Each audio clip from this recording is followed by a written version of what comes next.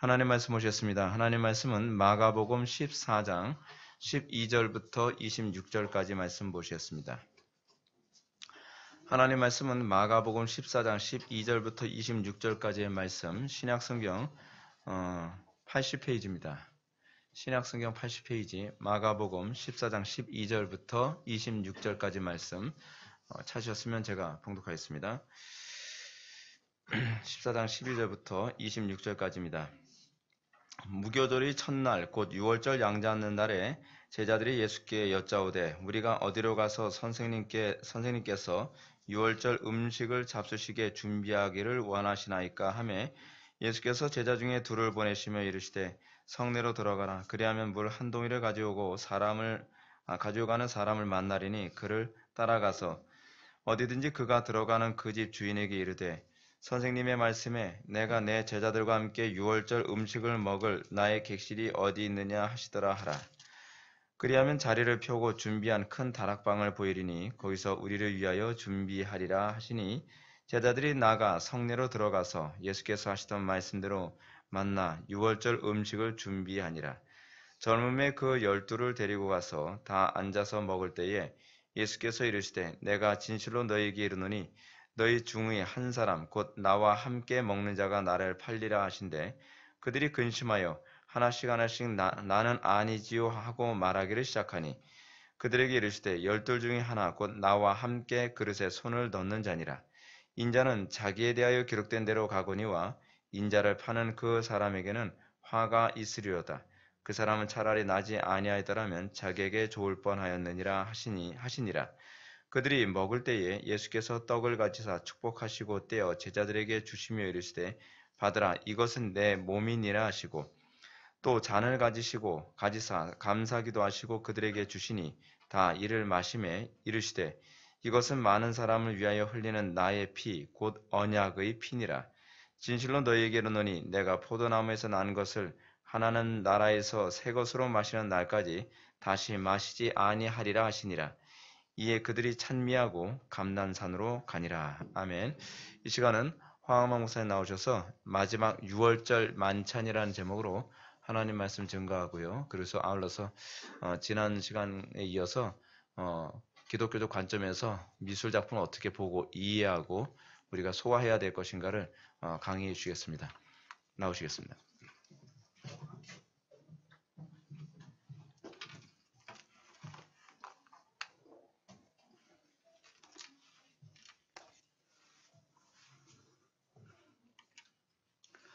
오늘 성경 본문 말씀은 그 내용을 보면요.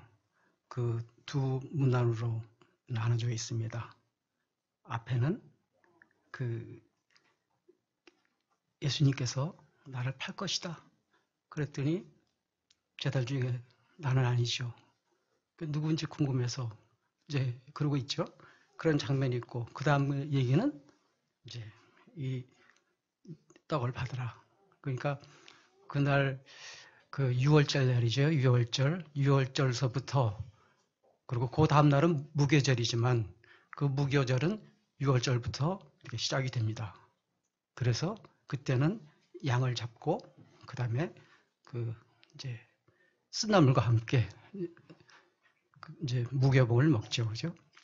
근데 이날은 양은 준비가 되어 있지 않고 무교병만 이렇게 찢어서 나눠주시면서 이것이 내 몸이다. 그리고 잔을 나눠주시면서 이게 언약의 피다 이제 이렇게 말씀을 하십니다. 그러니까 두 가지 그림이 동시에 한 자리에서 있었던 거죠. 오늘은 이 얘기를 하려고요. 그러니까 성경은 결국에는 요 가운데 초점이 맞춰져 있습니다. 이 구성 문제. 그리고 이스라엘 역사를 통해서 한민족을 주시겠다고 약속하신 그 언약의 백성들이 애굽에서 출애굽에서 그죠? 홍해를 건너고 하나님의 백성이 되어지는 그 과정 속에 양의 죽음이 있었습니다. 그 양을 잡아서 그 피로 문설주에 바르고 그 고기를 먹고 그리고 허리띠를 띠고 이제 떠날 준비를 하라는 것이죠. 세상으로부터 하나님의 백성으로 하나님의 나라로 향해 가는 이제 그 밤입니다. 그래서 그들은 홍해를 건넜지요. 홍해는 뭡니까? 가면 죽어야 다. 죽음의 강을 갑니다. 그래서 이스라엘 백성도 그 죽음으로 들어갔고 뒤따라오던 바로의 군대도 그 죽음의 바다로 들어갔습니다. 그러나 이스라엘 백성들은 다시 하나님 나라를 향해서 살아났죠. 이 그림이 그렇게 1500년 가까이 이렇게 유월절로 지켜오다가 예수님께서 그 양의 실체로 오신 것 우리가 잘 알지 않습니까? 그래서 제자들을 모아놓고 나누는 그 만찬이 유월절, 그동안 지켜오던 유월절의 마지막 만찬입니다. 그러니까 유월절 마지막 만찬, 그럼 얼른 이제 이해가 안 가는 사람들이 되게 또 있을 수가 있어요. 왜냐하면 최위 만찬 그래야 빨리 알아듣거든. 최위 만찬 그러면 다빈치를 생각하니까. 그래서 이제 그 문제를 좀 다루려고 그림을 몇 점을 준비했는데 가장 중요한 얘기는 맨 뒤에 있고요. 그 전에 그것을 이해시키기 위해서 우리가 좀 들여다볼 문제가 있습니다. 고난주간도 있고 뭐 요즘에 교회마다 이렇게 지키고 있는 사순절도 있고 도대체 사순절은 뭐고 그 의의가 뭔지 왜 그렇게 하는지 이런 걸 좀 설명이 돼야 그 6월절 마지막 만찬 또는 최후의 만찬 이 얘기가 무엇인지 이제 알 수 있을 것 같아서 이제 서론이 좀 길어질지도 모르지만 이제 여러분께서 이제 들으시는데 아주 열심히 아주 집중해서 들으실 것 같으면 좀 얘기가 좀 길어지고 그 다음에 쓱 이렇게 뭐 대충 듣는 것 같으면 좀 짧아질 겁니다. 그러면 여러분께서 선택하시길 바라고요. 그래서 오늘 그림을 이렇게 좀 그려가면서 제가 그림은 좀 서툴지만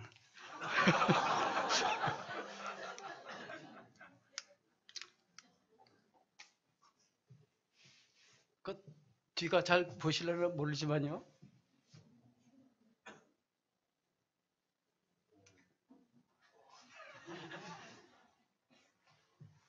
보입니까? 좀 서툴더라도 좀 이해해 주시고요. 그 예수님께서 십자가에 이렇게 돌아가신 날, 그날이 언제죠? 그날이 그 사람들의 어떤 새해, 신년 14일입니다. 그거를 니산월 또는 아비벌이라고 합니다. 아비벌 그 14일에 양을 잡았거든요. 출애굽할 적에.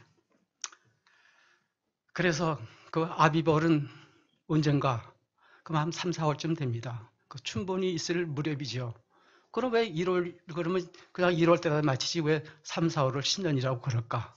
그것은 우리가 쓰고 있는 그 달력, 서양 달력이 만들기 전 오래전에 이제 그 이스라엘의 연도기 때문에 이스라엘뿐이 아니라 그렇게 이제 중동 지역에서는 그렇게 새해라는 것은 얘기하자면 얼음이 녹고 새싹이 돋는 그리고 뭔가 그 이제 새봄이 얘기하자면 한 해의 시작이다 그렇게 출발점으로 봤던 것이죠.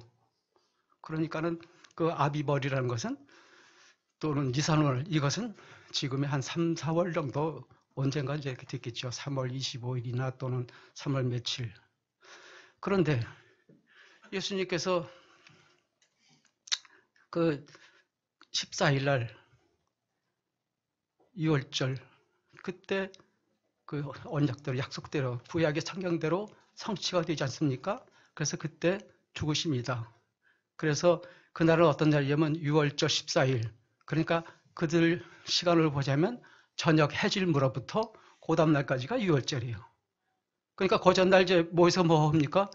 양고기를 잡는 날인데 양은 없고 왜냐면 예수님께서 나눠주신 것이 내 몸이다. 그렇게 얘기하시고서 그 다음날 6월절 우리는 이제 그 다음날이라고 하지만 그들에게는 그냥 6월절이에요. 저녁서부터 그 다음날까지니까. 그래서 그 다음날 이제 십자가에 죽으십니다. 그리고 사흘밤, 사흘낮 지난 후에 부활하시죠. 그 부활절. 그게 이제 그 부활주의를 우리가 얼마 남겨두지 않았기 때문에 오늘 이 말씀을 이제 가지고 나왔습니다. 그래서 그 부활절, 이제 이거 6월절이고요. 6월절. 그리고 그 다음 날부터 한 주간, 그 다음부터 한 주간 무교절이 시작이 됩니다. 그래서 그 6월절 전에는 아예 다 집에 있던 그런 누룩 남은 거 다 버리고 누룩이 들어간 음식도 다 태워버리고 없앱니다. 네, 그렇게 해서 이렇게 지냅니다. 그래서 이 첫 무교절 그리고 마지막 무교절은 성회로 지키라고 안식일로 정했습니다. 무슨 얘기인지 아시죠? 그래서 그렇다면은 그러면 예수님께서 부활하셨잖아요. 그죠? 6월절을 며칠 지납니까? 그렇죠? 3박 4일을 지내시죠? 그래서 예수님께서 이상하다. 네, 이렇게 부활하신 이제 그림입니다. 그래가지고 이날은 몇 월 며칠일까요? 그거는 우리가 알 수가 없어서 매년 그 카렌다가 달라요. 네, 이제 그게 언제다 하고 그 계산이 나오면 그 계산대로 하기 때문에 정확치가 않아요. 왜 그러냐면 이제부터 이제 날짜씩 계산을 좀 할게요.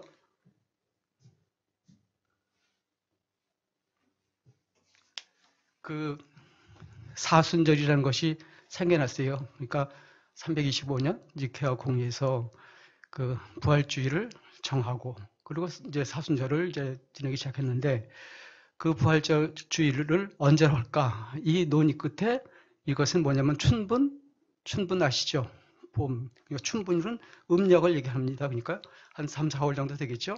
그러고서부터 그 보름달이 뜰 때, 만월이 될 때, 만월이 되고 그것을 지난 그 주일날로 정한 거예요.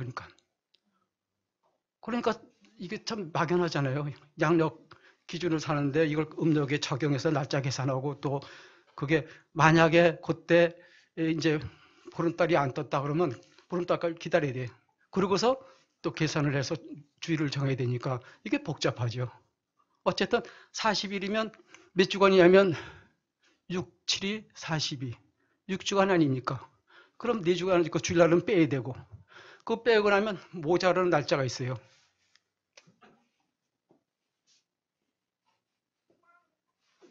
요 시점이 그 6주가 되고 그리고 모자라는 날짜를 이렇게 계산해서 그날이 수요일입니다. 수요일부터 얘기하자면 사순절이 시작됩니다. 그래서 이제 중세기 때는 어떻게 했냐면 물론 지금 이제 캐톨릭도 그렇게 하고 있지만 아직까지 그에 이어서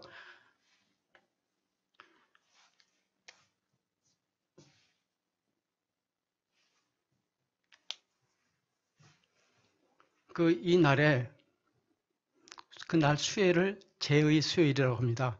제의 수요일 뭐냐면 이제 회개하고 그다음에 그 경건의 시간, 금욕의 시간으로 들어가는 그 40일간을 앞에 두고 얘기하자면 그 회개의 의미로 제의 날이라고 합니다. 우리는 몰라요. 이제 캐톨릭에서는 그렇게 해왔고 중세기의 전통이니까 그 제의 날은 뭐냐면 회개의 의미로 구약 성경에 보면 그렇게 회개할 때 죄를 뒤집어 쓰고 옷을 찢고 뭐 그러지 않습니까? 더러는 또 이게 삭도도 하고 그래서 이제 하나님 앞에 우린 이렇게 소멸될 수밖에 없는 죄 같은 존재다. 그걸 하나님 앞에 이렇게 고백하면서 그렇게 회개하는 그때입니다. 이것이 중세기에 뭐냐면 어떻게 되냐면 죄를 발라가지고 신부가 이마에다 이렇게 십자가를 거주면 그게 죄의 얘기자면 수요일인데 그러면 그때부터 뭐냐면 이제 고기를 못 먹어. 금육 기간이야.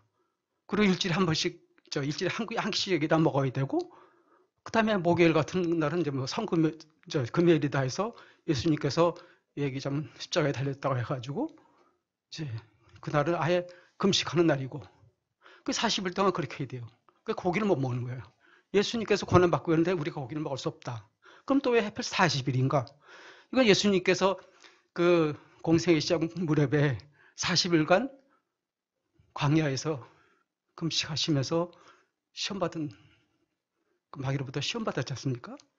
그리고 또 예수님께서 부활하신 후에 40일간 또 제자들과 만나시면서 계셨던 그 40일을 이 사람들이 발견해가지고 그렇게 지키자.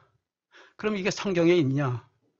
없죠. 사순절이라는 얘기가 없어요. 그때 만들어진 거예요. 그렇게 해서 이제 지켜오다 보니까 어떤 현상이 생기냐면 40일간 금식도 해야 되고 고기는 뭐 구경도 못하고 그러니까 고전달 왕창 먹자.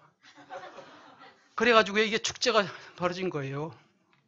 요게 뭐냐면 사실은 그 이제 저번에 한번 설명을 드렸지만 밀교라고 그랬잖아요. 그러니까 이제 그 로마가 기독교를 받아들이고 그다음에 국교가 돼 버렸습니다. 국교가 되니까 황제가 섬기던 황제를 시로 섬기던 것도 걷어내야 되고 그다음에 황제 수호신이라든가 제국의 그 신전들은 다 문을 닫아야 되는데 은밀하게 숨어있던 종교가 미르이 종교라고 전에 얘기했죠. 그 비밀리 이건 드러나지 않는 거야. 이 민중에 확산된 것 그것이 이제 우상숭배 그거거든요.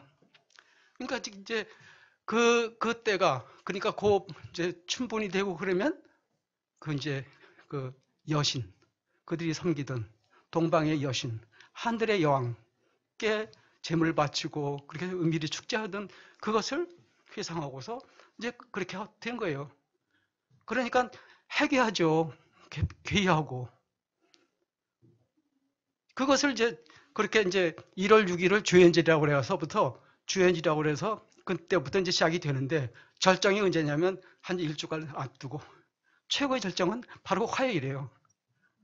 그날은 기름진 화요일이라고 해서 마음껏 먹고 마시고 취해가지고 아주 그냥 개판으로 되는 거지 뭐. 사람도 아니에요 그 얘기잖아. 예, 그랬어요. 그러면 그거를 중세 기독교가 교회가 그걸 놔두나요? 근데 놔둔 거야. 이유가 있어요 거기는. 그들이 가면을 씁니다. 왜냐하면 자신을 드러내지 않은 거. 가면을 쓰면 뭔 짓이든지 할 수 있거든. 나만 가리면. 그래서 가면극이 그때 생긴 거예요. 가면극이. 그래서 가면 쓰는데 그 가면이 다 해교해. 왜냐하면 우상을 제사지들은 그런 행위이기 때문에 제사 의식이기 때문에.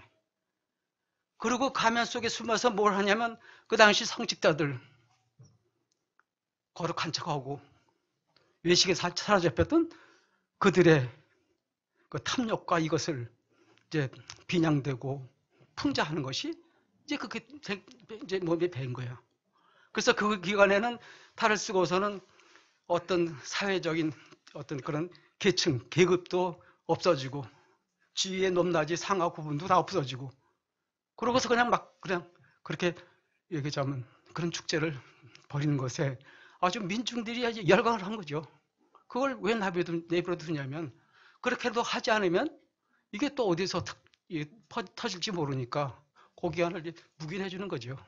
성직자를 욕을 하던 귀족들을 뭐 욕을 하던 그래서 거기에는 또 주인공이 누군지 압니까? 여러분 가끔 보면 유럽 영화나 그림 같은 데 보면 이렇게 빨간 이렇게 코에다가 뭐라고 그래요 이거 피에로 예 그게 다 거기서 나온 거예요. 그래서 거기에 주인공은 교회가 아니다. 귀족도 아니고 오히려 이런 못난 이제 피에로 같은 존재들 거죠. 그래서 그걸 주인공을 해서 이제 익살스러운 풍자를 하는데 그게 뭐냐면 그렇게 이제 시대를 비난하고 비판하고 그랬던 거예요. 그리고서 또 하나는 뭐냐면 이들에게 뭐냐면 그 당시에 교회의 그 엄격하고 아주 억압을 했던 그 가식적인 그 경건 뭐 이런 거 그걸로 옥죄었던 것에 대한 해방의 그 현상으로 드러난 것이 그게 광란이죠. 그래서 그죠.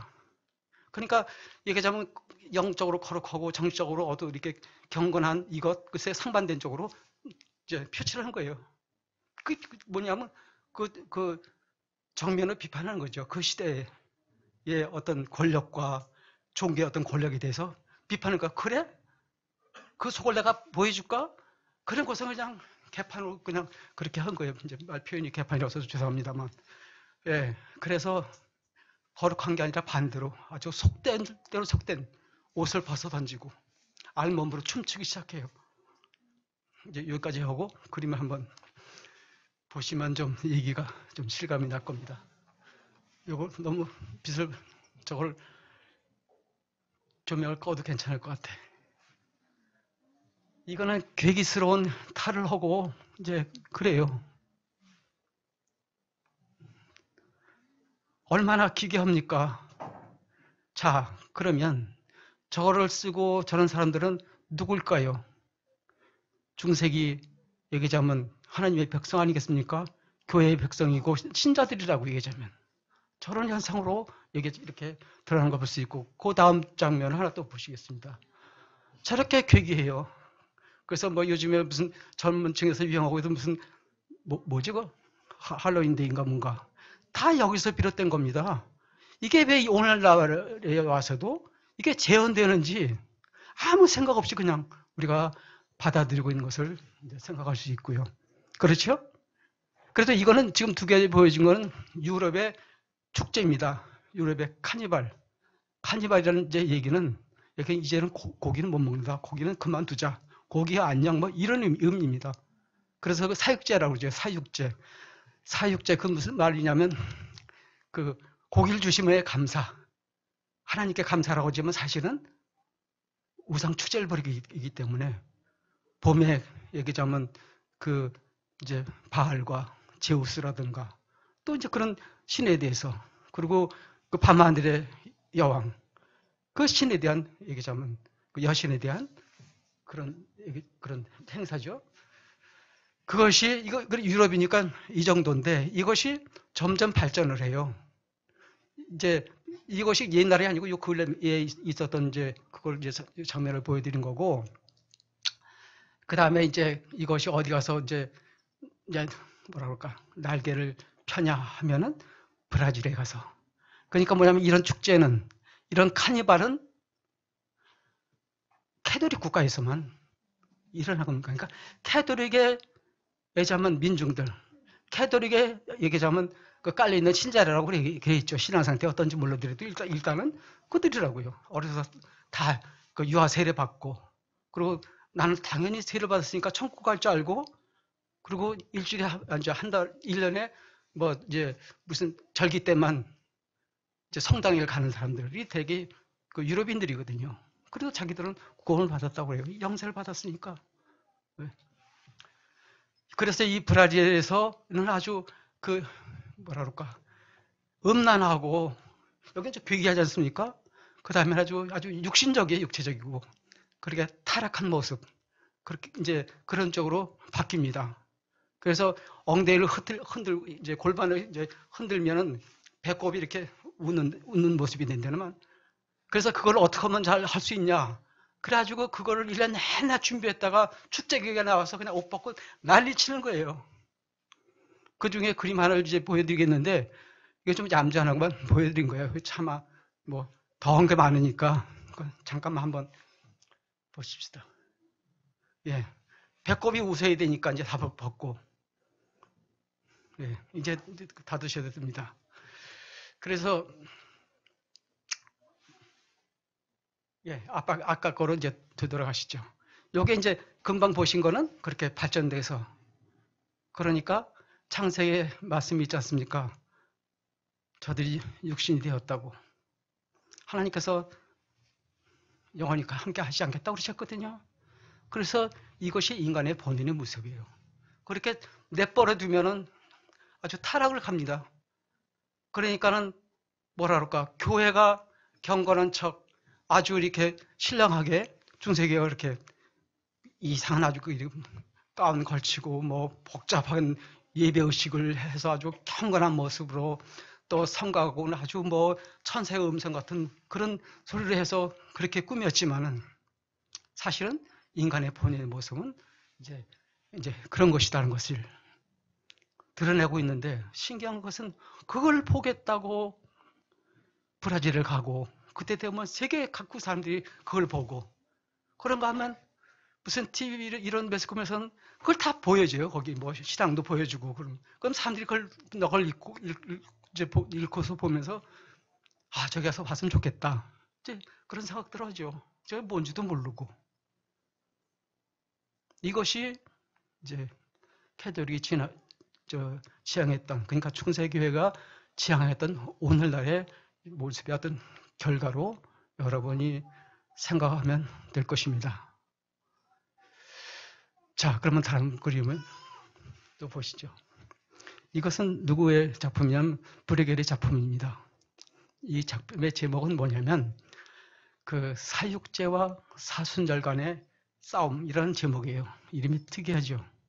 이 작가는 1500년대 이제 살았던 화가인데 그 두 양상 그러니까 사순절과 또 사순절 전에 이렇게 광란의 밤을 보냈던 이때만 해도 그래도 이제 이건 벌써 500년 전이니까 그러니까 무슨 요즘처럼 막 치장하고 개팍하고 뭐 이렇게 가면을 복잡하게 만들고 그럴 때가 아니에요. 가난해서 그걸 뭐 재료 구할 여유도 없고 그래서 그 당시에 이 사람 살면서 이것을 그린 거예요. 여기를 보면은 오른쪽에는 이제 주로 그 사순절을 준비하는 그런 모습들이 있습니다. 빵을 굽고 뭐 이제 그런 것도 이제 있고 그다음에 왼쪽에는 그 이제 고기를 먹고 즐거워하면서 막 이제 그런 것이 얽혀서 두 장면을 한 그림 속에다 넣은 거예요. 이것은 저는 이 그림을 보면서 아, 이 작가가 참 시대를 보는 것이 참 어떻게 저렇게 읽어낼 수 있을까? 무슨 얘기냐 하면요. 이 둘의 싸움은 그러니까 오늘날에도 마찬가지죠. 한쪽에선 그렇게 카니발이 벌어지고 그 기간이 끝나고 나면 또 그들은 또 주일이면 또 가서 성당을 찾고 갑니다. 또 그렇게. 이제 그 두 양상이에요.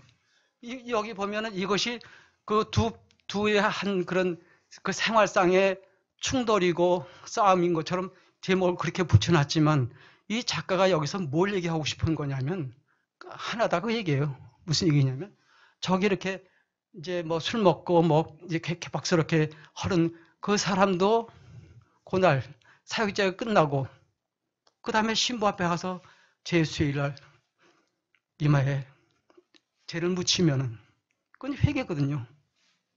그럼 결국에는 교회가 가서 모두가 함께 미사를 드리고 이제 그러겠죠. 그건 뭐냐면 한 그림 속에 이건 뭐냐면 어떻게 보면 한 인간 속에 두 양면성이에요. 그래서 저렇게 이건 이제 중세기 때 그림이지만 아까 보였다시피 그렇게 무슨 그 축제에 광란하는 그 광란의 밤을 보냈던 이제 그 사람들 이때는 이제 이 사람들이 이걸 끝나고 나서 화요일날 마냥 먹고 취하고 그러고 나서는 이제 교회를 가야 되잖아요. 그러니까는 죄진 게 많고 자기가 이렇게 그동안 했던 것이 부끄럽고 그래서 그러면 고해 성사를 하고 또 이제 죄 용서를 받으면 되니까. 그러니까 내가 그렇게 이제 얘기하자면 축제 기간을 주연절부터 요즘에 짧아져서 일주일 뭐 3일 이렇지만 그때는 주연절 1월 6일이에요. 그때부터 3월 달까지 이제 그렇게 축제로 보냈어요. 이렇게 난리치고. 그러면 이게 그리스도인의 삶으로서는 옳지 않거든요. 뭔가 양심에 찔리니까. 그러니까 교회에 나와서 거룩한 얘기하자면 금식 기간에 참여하기 전에 죄상을 받으려고 와서 그 제2수요일 날 그렇게 이제 용서를 구하고 그렇게 오면 어떤 문제가 있냐면 그렇게 이렇게 막 그렇게 살았던 이 사람들이 사순절을 지나면서 뭔가 자기의 지나갔던 일들에 대한 그렇게 죄책감이나 이걸로 인해서 스스로 옥죄어지는 거예요. 이것을 교회가 빤히 알고 있지요. 그래서 그걸 묵인해 둔 거예요. 그거 와야 이 사람들이 교회로 들어오면 아주 코가 빠지고 고개가 숙여져서 고개도 못 들고 자기들이 얘기하자면 그 죄인임을 이제 깨닫고 그 교권 밑에 이제 머리를 숙이고 이제 그런 현상이죠. 그런데 종교개혁자들이요, 뭐 어떻게 생각했을까요? 종교개혁하면서 저거 가져갔을까요? 아주 그냥 굿떠증이 나니까 토하듯이 다 버렸지요. 그런데 왜 오늘날 우리 한국교회에서는 아마 3, 40년? 한 4, 50년? 한 40년쯤 전인가? 그 무렵부터 교회가 곳곳에서 사순절을 지내기 시작하더라고요. 그래서 저는 그냥 왠지일까 궁금만 했어요. 그리고 이제 시간이 지나면서 좀 걱정스러운 게 있죠. 왜냐하면 이것이 왜 개혁자들이 버렸던 걸 교회가 다시 끌어왔을까? 이유가 뭘까? 여러분 뭐라고 생각하십니까? 제가 답을 알려드릴까요? 아까 얘기했지만은 중세기 때는 유익이 있었어요. 사순절 지낸다는 것. 그리고 그 앞에 그거를 얘기하자면 금욕의 기간을 보내기 위해서 스스로 얘기하자면 거기에 다시 이제 고기도 못 먹고 그다음에 경건하게 살아야 되고 아주 금욕적이고 그냥 그런 이제 그것에 눌려서 미리 아예 그냥 그랬던 삶 있지 않습니까? 그것을 이제 교회가 잘 파악하고서 잘 활용한 거죠. 정치적으로 잘 그랬죠, 그죠? 그 개혁자들이 버렸는데 그럼 오늘날은 왜 그걸 다시 취할까? 거기서 무슨 유익이 있을까? 사순절을 교회가 지키면 무슨 유익이 있을까? 긍정적으로 보자면 유익은 있습니다. 뭐냐면 새벽기도가 우리나라의 전통인데 지금 현대인들은 바빠요. 그러니까 새벽기도에 참석이 떨어지고 노인네들 할머니 할아버지나 좀 새벽에 나오고 그렇거든요. 그러니까 교회가 힘을 못 얻으니까 사순절을 끌어들이면 사순절 이때 새벽기도에 나오게 되거든요. 왜냐하면 내가 1년 지내면서 새벽기도 못 가고 바쁘다는 핑계로 그래도 어떻게든 이때만은 가봐야지. 그래가지고 그 특별 새벽기도회를 특세라는 이름으로 좀 유행하고 있지 않습니까? 특세. 그렇게 되면 어떤 현상이 생기냐면 그때만큼은 열심히 하게 돼요. 그러면 교회가 이렇게 응집이 되잖아. 모인데 힘쓰고 그러면 힘이 붙어요. 그리고 생마다 기도가 부르짖으면 그 뜨거운 열기가 있습니다. 그러면 교회가 부흥할 수 있는 최소한 양적인 부흥에는 좀 힘을 얻는다고요. 그리고 부활절 특별 헌금이 생각지 않게 이만큼 좋은 기회가 어디 있습니까? 그리고 거기에 참여했던 성도님들은 그래도 내가 사순절 내가 빠지지 않고 특세에 참석했다. 거기다 더해 나는 고난주간 일주일날 금식했어. 거기에 대한 자만자족감. 나는 내가 하나님 사랑하는 거 맞아. 난 또 신앙이냐. 거기에 대한 위로와 여기에 우리가 속지 않는가 우리는 생각할 시점에 왔다는 것이죠. 왜냐하면은 사순절일 요때 주님의 고난을 받는 걸 묵상한다? 또는 한 주간 고난주간 주님을 고난을 묵상한다? 이건 어떤 틀입니다. 이거는 하나의 프레임이에요. 거기다 갇혀버리면 거기 빠져서 우리가 스스로 자족하게 되고 긍정적인 자아사랑이 회복되는 것이죠. 내가 그동안 불충하게 이제 생활하고 교회도 불충하게 그렇게 지냈지만 그래도 내가 이 계기를 통해서 내가 그래도 힘없고 세월해지지 않았나 이제 그런 것이 있죠. 근데 이제 중요한 건 뭐냐면 예수님께서 십자가에 죽으신 사건은 2000년 전에 십자가에 돌아가셨지만 오늘도 십자가에서 피를 흘리신다는 점을 생각해야 됩니다. 왜냐하면 우리 시간과 하나님의 시간은 달라요. 하나님 시간은 영원한 시간입니다. 우리에게는 2000년 전이지만 하나님께서는 2000년 전이나 오늘이나 앞으로나 그 시점이에요. 그렇게 우리를 사랑하시고 이날도 내가 널 사랑한다. 어떻게 사랑하냐? 내가 성자로서 하나님으로서 내가 육신을 다 너희들을 위해서, 네 쥐값을 위해서 걸맞았다는 그것이 늘 있거든요. 그러니 그 생각을 하면 늘 감사할 수밖에 없잖아요. 감격스럽고요. 그럼 늘 하루하루가 새로워요. 사순절이 아니라 늘 누마 때문에 감격스러워. 하나님께 오늘 내게 나를 주셨네. 이날도 그럼 하나님 거지? 나도 이날 하루 사는 내가 나 하나님 거니까 하나님 위해서 하나님이 기뻐하시는 일이라면 내가 해야지. 그것이 기독교인의 정상입니다. 그게. 근데 그거를 똑 잘라 먹고서 여기다 사실을 딱 맞춰놓으면 고기만 한번 그렇게 놓으면 그런 건 줄 알아요. 그 폐악을 빤히 알면서도 왜 그랬을까? 왜 그렇게만 했을까? 저는 언제부터 이게 의미 생겨서 중세기 때 이들은 어떻게 했고 또 교회가 어떤 유익을 얻었는가 제가 이거 주목을 했습니다. 거기에 대한 답을 여러분들이 이제 스스로 생각하시길 바라고요. 그래서 다음 얘기로 넘어가죠. 또 너무 길면 나중에 아주 귀한 시간 그것도 놓칠까 봐. 이건 저번에 한번 보였죠. 누구 작품입니까? 보티첼리의 비너스의 탄생. 여기에 대해서는 저번에 한번 말씀을 드렸는데 오늘 또 새로운 각도에서 말씀을 드리려고 이걸 끄집어낸 거예요. 그러니까 이제 르네상스라는 것을 얘기하려고 뭐냐면은 한편으로는 그러니까 민중은 다 그렇게 축제에 빠지고 그리고 이제 그런 축제로 인해서 아주 이렇게 육신적이고 그리고 괴기하고 아주 음란하고 이런 타락한 모습으로 흘러갔지만 지식인들에게는 그게 아니거든요. 왜냐하면 추가된 이상이 있어. 그것이 뭐냐면은 중세 이전에 로마 헬라 시대 그 헬레니즘이거든요.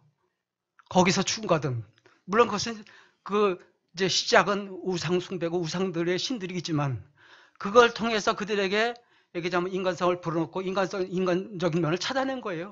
그래서 얘기를 만들고 스토리 만들어서 신화를 만들고 연극을 만들고 문학 작품을 만들고 시를 만들고 그랬던 것이거든요. 이제 그것이 이제 대표적인 게 이제 이 그림이에요.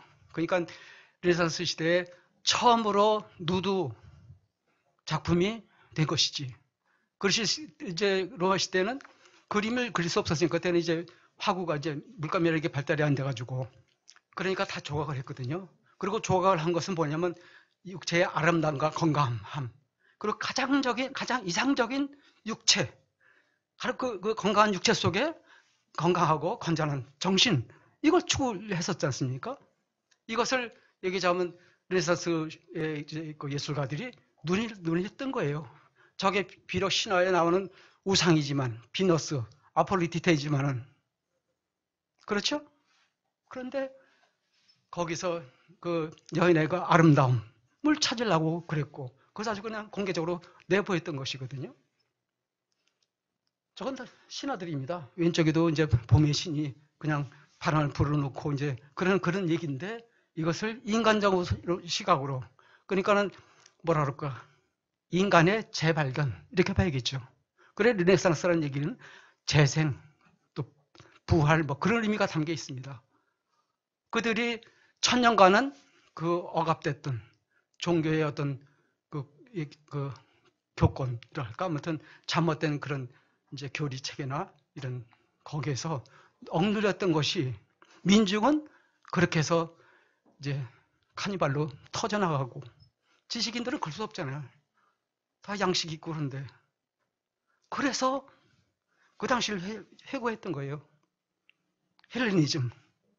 거기에는 비록 그 이제 우상의 신화들 얘기지만 그 속에서 어떤 인간상을 찾았고 그렇게 된 것이기 때문에 그래서 철학이 발달하고 인간이 뭔가 인간의 가장 이상적인 가치가 무엇일까 이거를 찾던 이제 그러니까 중세기가 얘기하자면 어둠의 시대다 이거죠. 그렇게 봤기 때문에 이제 이런 그림이 툭 튀어나왔던 것이죠.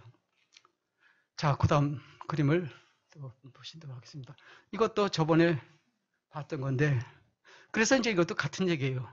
뭐냐 하면 신학자들은 민중하고 다르잖아요. 그리고 그 신학자들은 이 복음의 말씀이 이게 닫혀 있고 이거를 말씀으로 들어오지를 못하고 있던 상황에 오로지 그 헬라 그 문화권의 그 철학자들 그 철학을 이용해서 하나님을 규명하려고 들고 그리고 신앙과 이성이란 것 이 두 가지를 어떻게 조화시킬까 이렇게 해서 만들어진 얘기자면 중세기 때 스코철락이 이렇게 이제 얘기자면 눈을 뜨고 거기에 토마스 아퀴너스가 자리를 잡고 있는 것이죠. 그가 그렇게 정리해 놓은 것입니다. 그러니까 거기에 이성주의가 들은 거예요. 네. 신앙 그것만으로는 안 돼. 그리고 막연하잖아. 그걸 어떻게 증명할 수 있어? 이성으로 증명할 수 있어야지. 그래서 이성이라는 것은 뭐냐?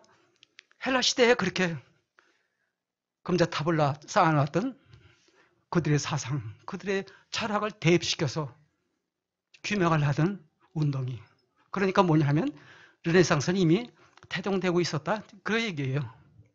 그래서 르네상스 시대에 가장 극명하게 드러났던 것들이 미술가들에서 이제 드러난 것이죠. 여기도 보면 라파엘로의 작품이지만 왜 이게 그 시스티나 성당이 있습니까? 그건 뭐냐면 바티칸시에 가면은 베드로 성당이 있고 시스티나 성당이 있어요. 그거는 박물관이에요. 온통 그림 투성이고 작품 그림 조각 투성이 아닙니까? 저번에도 보셨지만은 천장에 미켈란젤로가 그걸 하고 4년씩 걸려가면서 거기서 내려오지도 못하고 나중에 고개까지 휘어진 데다가 시력까지 거의 잃은 상태에서 그 작품을 마쳤어요. 이거를 그때 교황이 돈도 주기로 한 것도 안 주고 떼어먹고 그래서 가족이 말도 맡은 그렇게 궁핍에서 살고 그런 고난을 겪었던 것이 기록에 남아 있습니다. 그때 신기하게도 그때 그 르네상스 그 예술에 이렇게 아주 열광했던 사람이 또 의외로 교황들이에요. 레오 10세가 아주 열렬한 후원자였고 그 다음에 교황 또 한 사람이 있어요. 율리우스 2세. 이제 요 이름에 또 우리가 주목할 필요가 있는 것은 왜 교황들이 보면은 그 사도나 또는 성인으로 초앙받던 그 사람들의 이름을 따서 하는데 이 사람은 그게 아니고 율리우스야. 율리우스가 누굽니까? 카이사르 율리우스. 가이우스, 율리우스, 카이사르. 그리고 이 사람은 아우구스투스. 그러니까 로마의 제일 시민이요. 이제 제일의 원로로서 이제 그런 여기 좀 남다른 지금 마침 이제 북한의 누구처럼 제일의 존엄자죠 얘기자면 자칭. 그게 아우구스투스 아닙니까? 그래서 황제들은 그 후에 황제들은 다 황제들을 카이사르라고 이제 이름 붙어지고 그 다음에 옥타비오 아우구스투스라고 이름이 붙여졌는데 이 여기서 얘기하는 율리우스는 누구냐면 그게 옥타비아누스거든. 이게 이 사람이 로마를 통일해서 최초의 초대 이제 황제가 됐던 사람이에요.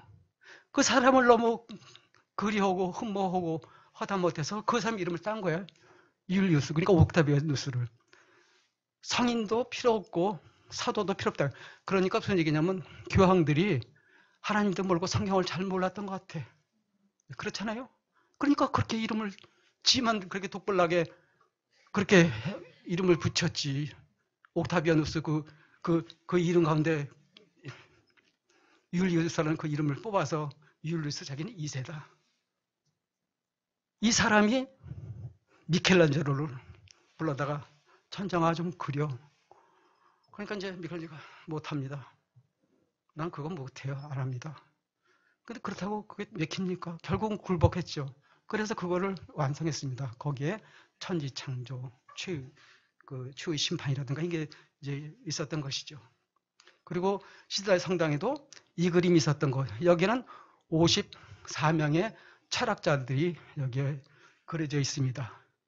라파엘로가 그 철학자를 다 알고 있었다는 얘기예요. 그 철학 사상도 알고 있었고. 그래서 저기 보면 중앙에 두 사람 있지 않습니까? 저쪽 왼쪽에 보면 한 사람이 이렇게 손을 하늘을 가리키고 있어. 그게 플라톤이에요. 자기의 어떤 이데아론, 그것을 얘기를 하고 있고, 오른쪽에는 아스토로텔레스. 그 사람은 실천적인 윤리, 이걸 이제 강조한다고, 이제 손모습이 달라요. 한쪽은 이거 이쪽이 있고. 또 한 사람은 그 왼쪽에 이렇게 보면 또 한 사람이 있어요. 그 대중에서 뭘 얘기하는 사람 머리 좀 벗어지고. 소크라테스. 그 다음에 왼쪽 밑에는 보이려나? 거기에 이제 이렇게 책에 뭘 이렇게 기록하고 있는 사람. 피타고라스. 뭐 그런 사람들이에요. 그러니까 철학자들 여기 빼곡히 다 있는 거예요. 그걸 다 파악하고. 그러니까는 이 예술가들은 그 당시 이제 아주 최고의 어떤 지식인들이었거든요. 그래서 이제 그걸 그려낼 수 있었고. 이제 그랬던 것이죠. 자, 여기까지 하고 다음 그림을 또 보도록 합시다. 예. 오늘 얘기에 이제 본론에 이제 들어가기 시작하는 겁니다. 이거는 누구의 작품인가요? 예? 카스타뉴. 예. 잘하시네. 여기 뭐 참 대단하시네. 저 그림 아는 사람은 거의 없어요. 제가 만나본 사람 중에. 예. 야, 나 놀랬네 아주. 예? 이? 써져 있어요? 저런. 그럼 취소. 역시 모르시는 분들이구나. 예. 이 그림이 얘기하자면 그 르네상스 시대를 대변하고 있는, 그러니까 르네상스 시대 정신, 르네상스가 뭐다, 그들이 추구했던 것이 뭐다, 그들이 관심을 두고 집중했던 것이 뭐다 하는 것이 이제 여기서부터 이제 나오기 시작합니다. 여기 보면은 그림에 보면은 저번에 한번 제가 설명을 드린 적이 있었지만 다시 좀 설명을 하도록 하죠. 저기에 예수님이 가운데 계시고 제자들이 쫙 앉아 있는데 긴 테이블을 딱 가운데 두고 맞은편에 있는 사람은 누굴까요? 가룟유다가 마치 자기가 스승인 양 딱 앉혀놓고 이제 저러고 있어요. 그러니까는 이제 가룟유다는 다른 제자들은 관심도 없어. 왜냐하면 다른 제자들은 관심이 예수님께서 입성하셔서 왕위에만 오르신다면 옆에 한 자리 하려고 어떻게 그 꿈을 꾸고 있었던 사람들 아닙니까? 가룟유다는 그거 아니에요. 그렇지 않았어요. 당장 민중이, 백성들이 도탄에 빠져 있고 로마의 그 압제에 눌려 있고, 그래서 이 사람은 그 열심당으로 활동했던 사람 아닙니까? 그래가지고 예수님께서 예수님을 만나서 들어온 거거든요. 예수님 보니까는 저분이라면은 유대 민족을 해방시킬 수 있는데, 그러니까 자기들이 바랐던 왕의 얘기자면 예수님을. 그런데 예수님께서 결국 그 가룟유다의 그 뜻에 안 맞고 이제 그런 이제 마지막 단계가 왔습니다. 그래서 이제 뭐냐면 예수님과 제자, 그러니까 배신, 배반, 요 구도를 딱 한 거죠. 우리가 금방 그 말씀을 읽었지 않습니까? 마가복음. 거기에 그 전반부가 바로 그거거든요. 너희 중에 한 사람이 날 팔 것이다. 이제 그 말씀이. 그러니까는 이 사건은 무슨 사건입니까? 6월절 마지막 사건이죠. 예. 이제 해가 이제 아침이 동이 트면은 예수님께서는 이제 십자가로 끌려가실 그런 상황인데, 근데 여기 주목한 것은 그러니까 식탁 위에 뭐 음식 같은 거 별로 눈에 띄지도 않아. 두 사람의 대립 관계. 그러니까 인간에다 맞췄다는 거예요. 성경의 그 가장 중요한 핵심 사건을 인간 관계로 맞췄다는 것이죠. 그렇게 보자는 것이죠. 다음을 그릴까요? 잠깐만요. 여기 그림 보면 이제 뒤에 창이 이렇게 있지 않습니까? 앞에 네모 막혀진 벽이 있고 오른쪽에 또 이렇게 창문이 있습니다. 요것만 이제 눈에 두시고 다음 장면을 보시죠. 요것도 아시겠지 이제. 예, 길란다의 이게 마지막 작품입니다. 이것이 그 후에 그려진 이제 작품이에요. 이것들은 다 수도원에 이제 있는 작품들인데 여기에는 그 이제 답답한 창이 이제 열렸고 그렇죠? 그다음에 여기서도 마찬가지로 가룟 유다와 여기 좀 예수님을 모르던 제자들이 대립하고 있습니다. 그리고 그 다음 작품을 보실까요? 이것이 유명한 이제 초이만찬. 그래서 6월절 마지막 만찬 그러면 얼른 머리가 안 들어오고 초이만찬 그러면 얼른 생각이 들어오는 게 그만큼 오늘까지도 다빈치 이 작품이 우리에게 영향을 주고 있기 때문에 그런 것이죠. 여기는 아까하고 다른 점이 있죠. 뭐냐면 가룟 유다가 없어졌어. 다시 말해서 저 마침편에다 넣어버리고 그리고 이쪽에 가룟 유다가 있을 그쪽에는 우리가 있는 거예요. 관람객이 저걸 보도록 객관적으로 보고 그들이 뭔 일을 벌이려고 그러나 그걸 보는 것이에요. 이거는 다빈치 그렸고 다빈치는 이 사람은 과학자고 수학자고 화가고 조각가고 건축가고 의사고 뭐 또 해부학에 이제 최초 해부학을 이제 시작했던 해부학자고 아주 대단하시죠. 한 사람이죠. 이 사람은 모든 걸 거기다 놓고선 이 보는 사람으로 하여금 이제 뭐랄까 이제 그 타인으로 이제 삼은 거예요. 그러니까 이걸 어떻게 볼 것이냐.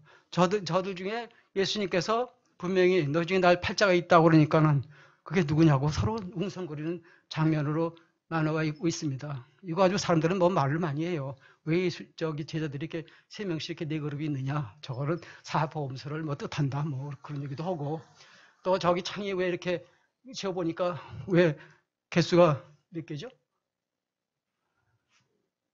8, 9, 10, 11개. 왜 11개냐? 그건 예수님, 가룟 유다가 배신했기 때문에 그건 빠진 거기 때문에 그렇다. 뭐, 별 말들이 많아요, 아주. 근데 여기서 중요한 것은 이 당시만 해도 이제 예수님을 그릴 때 뒤에 이렇게 후광을 했던 것을 없애버린 거예요. 그러니까 과학적으로, 논리적으로, 이성적으로 볼 수 있도록 이제 표현된 것이죠. 그래서 뒤를 창으로 뚫어가지고 후광 그 자체를 걷어내버린 것입니다. 그래서 좀 더 현실적이고 논리적으로 이제 표현된 것인데 여기가 이 그림이 이제 또 하나 갖고 있는 건 미술자적인 의의가 있는 거는 얘기하자면 그 투시법 그러니까 그 소실점 모든 사물에는 한 초점이 있다. 우리가 보게 되면 그 초점을 있는데 그 초점을 향해서 모든 것은 대각선으로 거기 집중되고 돼 있다. 이제 이걸 발견해요. 그래서 그 가장 중요한 정점에다가 예수님을 딱 앉혀놓고 거기에 주목하게 하고 그 다음에 제자들은 막 술렁거리는 그 장면을 연출을 해서 우리 하여금 그저 궁금증을 자아내게 하고 그 중에 누가 가룟 유다인가 베드로인가 이거나 관심을 두게 하죠. 왜냐하면 이 다빈치는 해박을 했던 사람들이에요. 했던 사람이에요. 그래서 사람의 성품이라는 이것이 그런 기질이 어떻게 다른 것인가. 그래서 해박을 연구했던 사람이에요. 그래서 관상을 알고 그러니까 골격이 어떻게 되는 사람들은 성격이 어떻다. 어떤 사람 불같다. 어떤 사람은 얌전하다. 뭐 저 사람은 배신자 같다.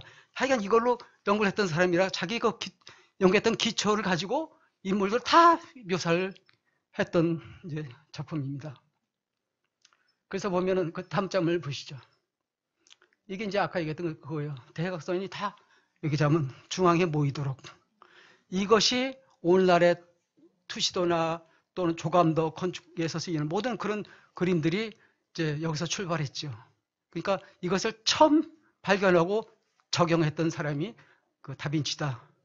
그리고 이것을 그 성경의 가장 핵심 이야기인 유월절 사건, 예수님의 그 이제 십자가 지실 그 앞에서 마지막 유월절 사건을 그거를 마지막 유월절이라는 말을 다 싹 문질러 버리고 최후의 누구의 최후입니까? 그러니까 제자들과 나누는 최후다. 복음을 싹 덮어버리고 그렇게 한 거예요. 그렇지 않습니까? 그런데 그 그림이 교회 이제 우리나라 교회는 그림을 잘 안 거예요. 왜냐하면 종교개혁하면서 다 버렸기 때문에. 그런데도 우리가 잘할 때 보면 교회 사무실이나 목사님 방이나 이런 데 보면 꼭 저 다빈치의 최만찬이 있어요. 신기하게도. 잘 모르셔서 물론 그렇죠. 요즘에는 이제 그것은 어디 이제 없어지고 이제 성찬상 덤대에 거기에 다비치의 추위 만찬이 자리하고 있더라고요. 제가 가는 곳마다 본 것이 그거예요. 참 신기하게 또 글로 내려왔네. 네. 다음 그림을 볼까요?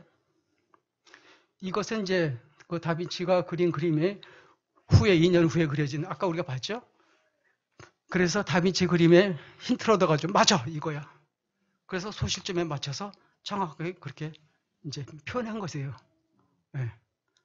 그러니까 그 예술가들은 척하면 알아듣거든요. 우리는 뭐 몰라도 이렇게 그림 봐서 설명해야 아 그렇구나 알지.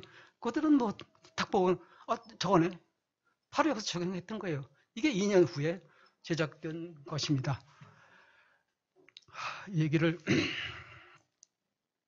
이제 빨리 달려왔으니까 이제 종점도 이제 빨리 가까웠습니다. 그리고 여러분이 참 열심히 이렇게 집중하신 바람에 오히려 이제 빨리 이렇게 진행이 됐네요. 자, 기대와 반대로 다음 장면을 보시겠습니다. 이게 이제 아까 설명했던 이제 그것이고 그러죠?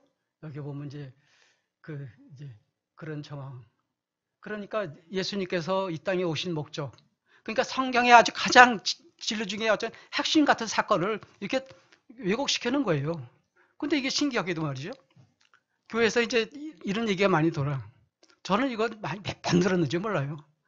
모델을 다빈치가 이제 모델을 구하려고 저걸 그려야 되니까 추위 만찬을 그려야 되는데 그래서 보니까 가르니 무지다 같은 골격을 가져 있던 아주 그런 사람을 만났어.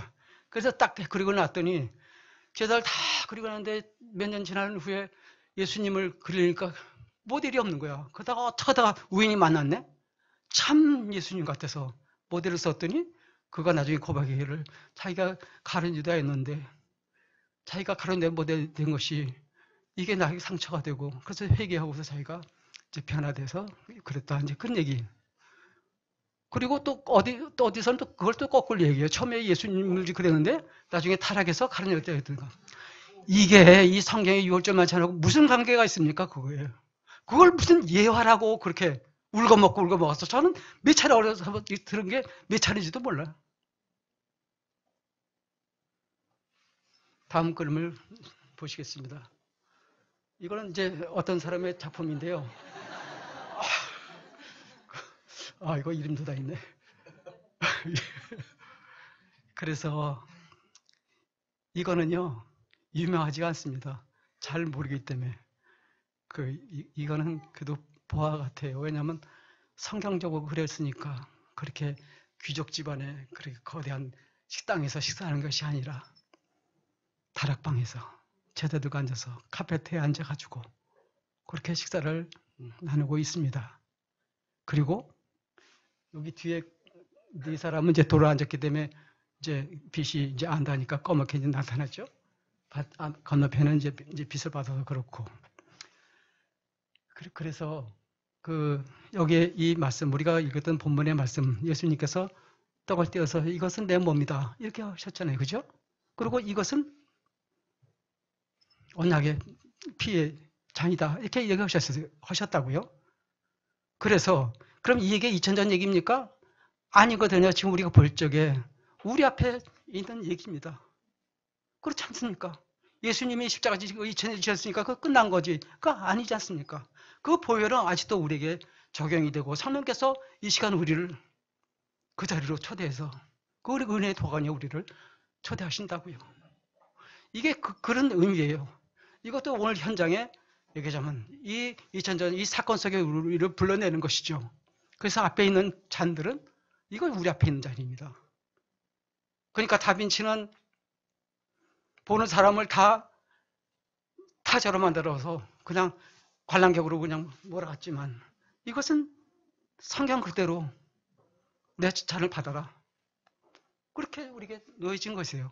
이것을 받을 수 있다면 또는 이것을 받지 못한다면 그렇다면 이거는 2000년 전 사건이고 성경 속의 얘기에 불과하다. 이제 그런 얘기 있죠. 그래서 여기는 미술적인 그런 의의라든가 뭐 그 소실점이 어떻고 대각선이 어떻고 대칭이 어떻고 그런 것도 없어요.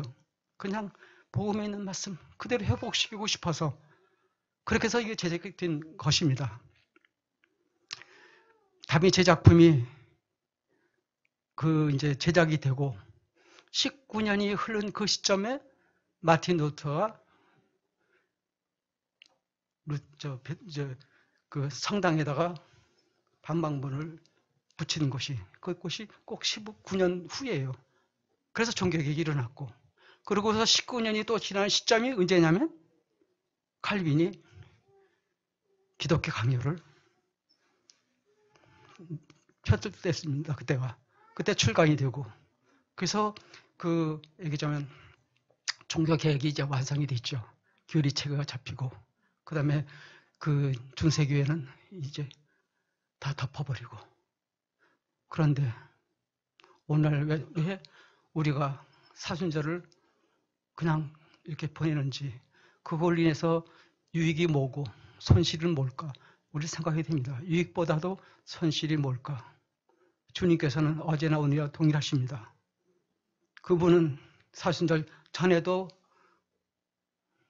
그 사건 가운데 우리를 부르시고 오늘날도 그렇게 부르신다는 얘기죠. 왜 그걸 잘라가지고 그전 것을 그냥 이건 뭐 별개처럼 합니까? 왜 40일은 마치 무슨 성 40일 이렇게 하듯이 해드리게 하듯이 왜 그렇게 하는지 저는 이제 우리가 그것을 다시 되돌아봐야 할 때라고 생각합니다. 그래서 이거는 개혁주의적인 그런 그 사상, 그런 사고를 가지고 제작된 것입니다. 왜냐하면 말씀대로 우리가 봐야 되지 않습니까? 작품도 말씀대로 돌아야 되지 않습니까? 거기는 인간의 생각, 인간의 이성, 이것과 어떻게 좀 신앙과 조화를 이뤄보겠다고 이런 어리석은 짓은 이제 멈춰야 할 때라고 해서 이 작품을 그렸습니다. 네, 우리 여기서 이 말씀을 마치도록 하겠습니다. 잠시 기도하겠습니다. 어제나 오늘이나 동일하신 하나님께서 오늘도 저희를 주님의 그 유월절 만찬에 부르시고 떡을 떼게 하시나이다. 하나님이여, 저희가 그렇게 매주 선장식을 갖지는 못하지만 그러나 저희는 매일매일 그 성찬에 초대되어 주님의 그 은혜 가운데 저희가 감격하며 내게 주어진 이 하루가 주님 것인 줄 알고 사순절이 아니라 1년 내내 오늘 하루가 전부인 양 그렇게 주님께 드려지고 쓰임받고 주님을 영원하게 하고 주님을 찬양하고 그렇게 살길 원합니다. 하나님께서 저희들에게 말씀을 돌아갈 수 있는 능력을 허락하여 주시옵소서. 예수님 이름으로 기도했습니다. 아멘.